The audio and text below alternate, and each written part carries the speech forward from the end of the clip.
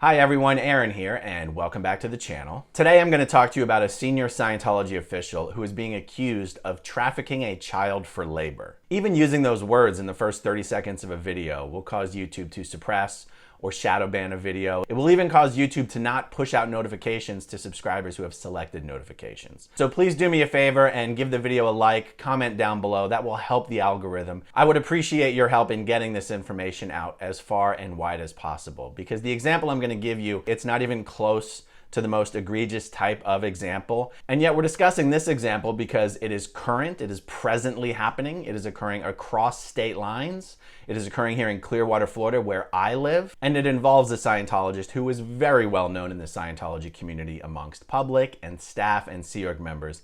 And that Scientologist is Dan O'Connor, Senior Case Supervisor of the Kansas City Org. So let's unpack what that means a little bit. A case supervisor is the person in a Scientology organization responsible for supervising the delivery of all of the auditing within the organization. The case supervisor is responsible for reviewing the auditing notes, making sure the auditing is being done correctly, issuing corrections as needed. The senior case supervisor is over all other case supervisors in the organization. The senior CS of an org is supposed to be kind of like this mythical creature that is beyond reproach, technically and ethically beyond reproach. A senior CS has an awful lot of weight and authority to throw around within the organization. And all this is to say that someone who's holding the senior CS hat correctly, who has commanded enough respect and authority within the organization, can more or less do whatever the hell they want. And that is precisely the position that Dan O'Connor is in as the senior CS of the Kansas City Org. An example of that, totally aside from the trafficking accusation,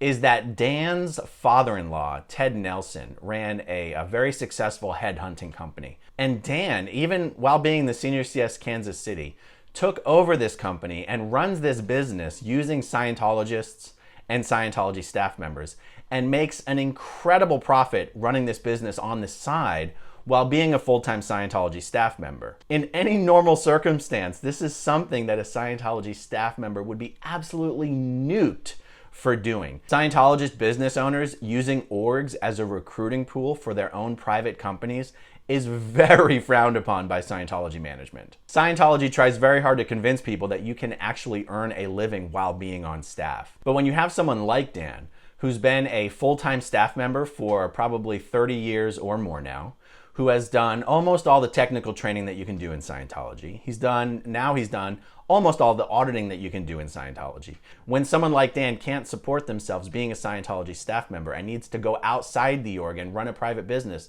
in order to generate enough money, that sends a message to everyone that it's not possible to support yourself while being on staff. Someone like Dan, in the position that he's in, doing the things that he's doing, profiteering off of Scientology staff members and public Scientologists, this is the kind of stuff that eventually would get someone declared a suppressive person. And the only asterisk to that is that if the people Dan reports to in Scientology or who have oversight of him, as long as they believe they are benefiting from what Dan is doing more than they're being put at risk by his behavior, then his behavior will be allowed to continue. So let's get to the trafficking allegations. There is a family of Scientologists in Kansas City, the Horton family. The parents of the family are Miranda and Jim Horton. I'm not going to name their daughter because their daughter is still a minor.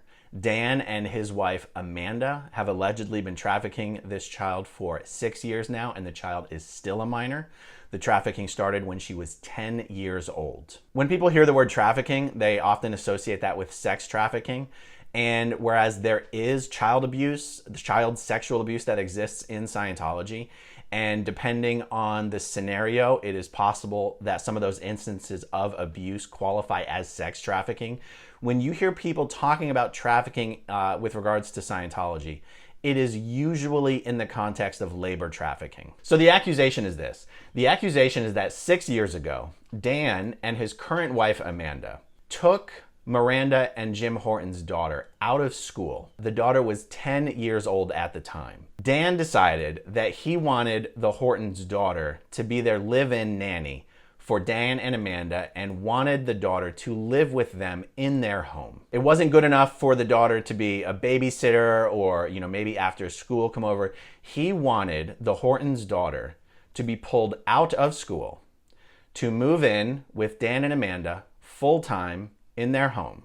the daughter would not be paid any money. Her compensation was being able to live with Dan and Amanda full-time in their home for free. The daughter would be on call 24 hours a day, 7 days a week. The daughter would travel with Dan and Amanda as needed to take care of the children. Dan and Amanda have 3 children now. Additional compensation would be that Dan would personally cover the cost of Scientology courses and auditing that the daughter wanted to do at the Kansas City org. So the accusation that has been made is that this is exactly what occurred 6 years ago when the daughter was 10 years old, and that this arrangement has continued on for the last 6 years, with the daughter receiving no education, receiving no pay, traveling with them across state lines as needed, and that the child's parents, Miranda and Jim Horton, were honored that Dan O'Connor, Senior CS Kansas City, would want their daughter to help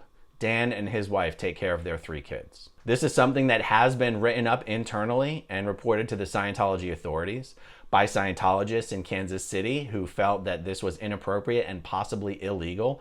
The child's parents, Miranda and Jim, are not 2 of the Scientologists who have objected to this arrangement. And again, let me reiterate, these are accusations. So as I discuss this in this video, I'm not making representations about the truth and accuracy of everything that I'm saying. This is information about something that is happening in Kansas City. The information is only as good as its sources. Sources can be incorrect even when they think they are correct. Maybe Dan and Amanda would come back and say, well, what you're saying about her not receiving an education is incorrect. Maybe they would say, well, your information is wrong. We do actually pay her additional money. I don't know. I'm only capable of sharing the information as it has been shared with me. So I'm guessing a lot of people are going to wonder whether this scenario that's being described is in fact trafficking. Let's take a look at some online resources and see what it has to say about that. How would you define labor trafficking? The Trafficking Victims Protection Act of 2000 defines labor trafficking as the recruitment, harboring, transportation, provision, or obtaining of a person for labor or services through the use of force, fraud, or coercion for the purpose of subjection to involuntary servitude, peonage, debt bondage, or slavery. So based on this precise definition, somebody might argue that it is not being done through force or fraud or coercion. And again, that would be the legal defense argument. The fact is that Dan O'Connor is using his position as one of the most senior authorities in Scientology for Kansas City. And when I say Kansas City, that really means the entire state. It actually means almost the entire Midwest region. There are very few Scientology orgs in the Midwest. Dan is using his position, his altitude, his authority, his seniority to obtain labor from a minor child, knowing that his authority would make this child's parents more amenable to the arrangement. There's no doubt about that he is using his authority to get this. Whether that meets the definition, I can't say. What is an example of labor trafficking? Common types of labor trafficking include people forced to work in homes as domestic servants. Well, there you go. Now someone might say, well, is she really being forced? Let's not forget the role that someone being a minor child plays in all this. By law, a minor child is not legally capable of giving consent. So someone trying to say, well, the child wanted to do it. In the eyes of the law, that has nothing to do with a minor's ability to consent. And, again, not being a legal expert, I do not believe that a child's parents are able to give them consent to do something that would be prohibited by law. And I'm pretty sure there's no state in the union that would allow a 10-year-old child to work 40 or more hours per week, regardless of whether the child's parents were okay with it. Okay, let's look at what else we have here. Where does labor trafficking occur? What are the risk factors for labor trafficking? History of childhood, physical or sexual abuse, mental health issues or disorders, academically off track, poor self-esteem, run away more than once. Okay, I'm not sure the applicability that has to this situation. What is trafficking for forced labor? They are recruited and trafficked using deception and coercion and find themselves held in conditions of slavery in a variety of jobs. Victims can be engaged in agricultural, mining, fisheries, construction, domestic servitude. When I look at this story, I see it as domestic servitude. And when you talk about the fraud and coercion, part of the fraud and coercion here, and again, I'm not speaking legally, is that Dan O'Connor is part of this organization, this religious group. And listen, guys, even though you and I don't think Scientology is a bona fide religion, let's use the words that the courts would use. Dan is a religious leader in the Kansas City area. Scientologists in Kansas City believe that Dan is playing one of the most important roles in the entire Midwest of saving humanity. Part of the sales pitch here to the parents is that your daughter, by being a domestic servant to Dan and his wife, are enabling Dan to dedicate more time and attention to saving the world. The religious component here, and I don't know how the state or the courts would look upon this, but the religious component here is playing a role in the deception and the coercion. Now, personally, I would wonder whether the states or the courts would think that the religious component adds to the deception and the coercion, or whether they would think the religious component exempts this entire thing from being described as deception and coercion. I'm not really sure how the courts would view that. Let's see what else we have here. What are the 3 methods of trafficking? Who does labor trafficking affect? What are the 3 elements of trafficking? Article 3 of the Trafficking Protocol clarifies that trafficking in persons has 3 constituent elements: an act, the means, exploitative purpose. See, that's incredible. So the act would be taking a minor child out of school, preventing her from being educated. The means, I mean, I guess that's just having a conversation with the parents and then physically doing it, moving the child in with Dan and Amanda, removing the child from her home, removing the child from school, consent from the parents or otherwise. Exploitative purpose, free fucking labor. Having full-time childcare is not cheap. Having a live-in nanny is not cheap. Dan using his position as a religious figure to get a 10-year-old girl to become his full-time nanny. There's just no fucking way this is protected activity in the eyes of the law. So check this out. As you guys might know, I live in Clearwater, Florida. Just in the last day or two, Dan and Amanda posted on Facebook that they are also, in fact, presently in Clearwater, Florida. Both of them have just attested to completing Scientology's level of OT7. That means Dan and Amanda are here in Clearwater.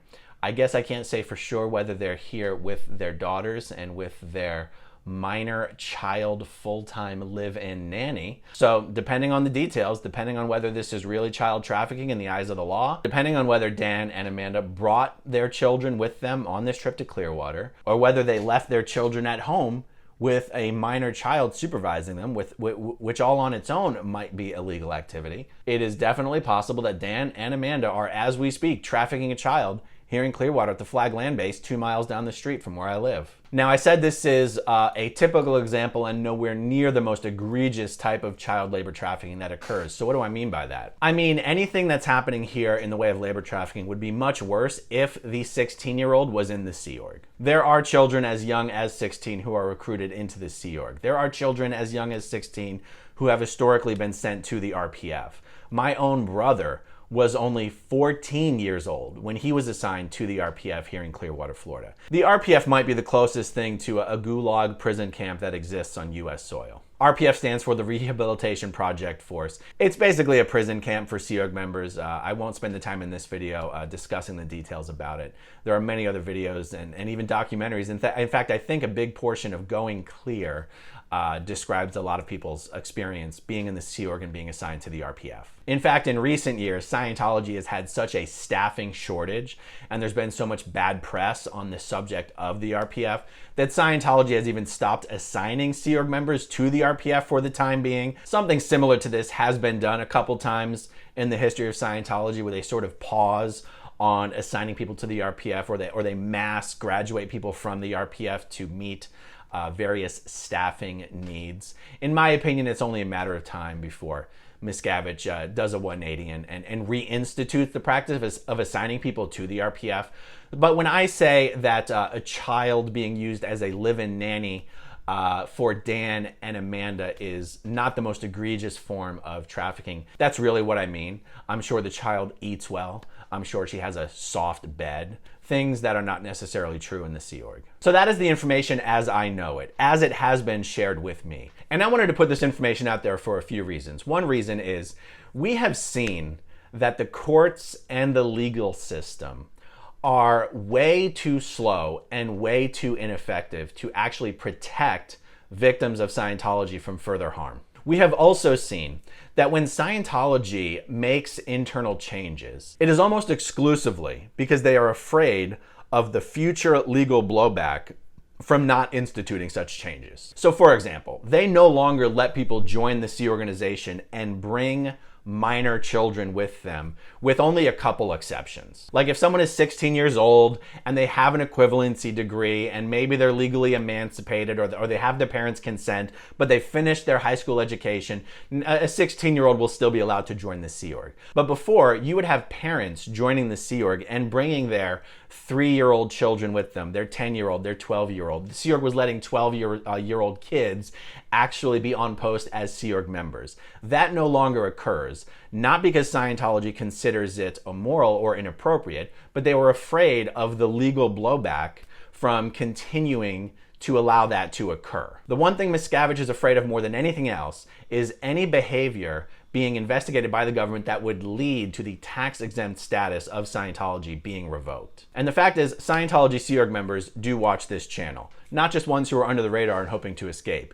Scientology Sea Org members who work for David Miscavige, who work in the Office of Special Affairs, they do watch this channel. These people may or may not be aware of the specifics of the arrangement that Dan and Amanda have with Miranda and Jim Horton's daughter. The people who work in the Office of Special Affairs might now become very interested in whether what Dan has pulled off here puts the church at risk for an investigation into child trafficking. Just putting this information out into the world might actually be sufficient to get someone within Scientology who has seniority over Dan to contact Dan or to contact this child's parents and to say, this arrangement is not legal and it is to cease immediately. That's why I'm putting this information out. For you guys who are watching this, let me know in the comments down below, especially if you have some area of expertise on this subject. If you're a lawyer, if you're a social worker, if you have some position in the government, maybe relating to child protective services,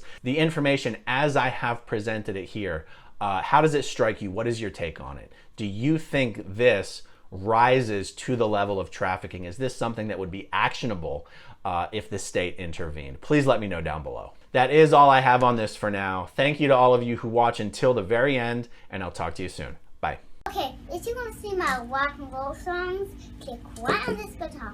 And if you want to see a different one of my videos,